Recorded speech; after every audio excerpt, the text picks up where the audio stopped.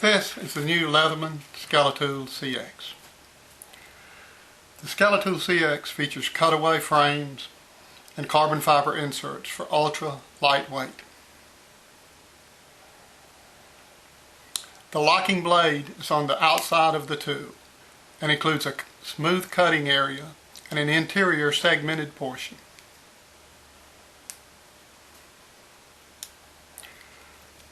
Opening the tool exposes the bit driver, which contains a 1/4 and 3/16 inch straight bit, held in place with a positive lock. Also included in the handle is bit storage for a number 1 and number 2 Phillips bit.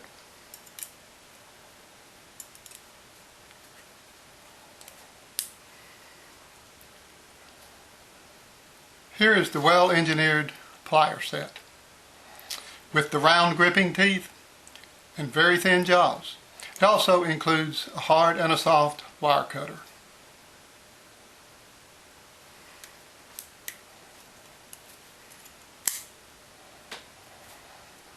This is a very capable multi-tool and still small enough to carry around in your pocket.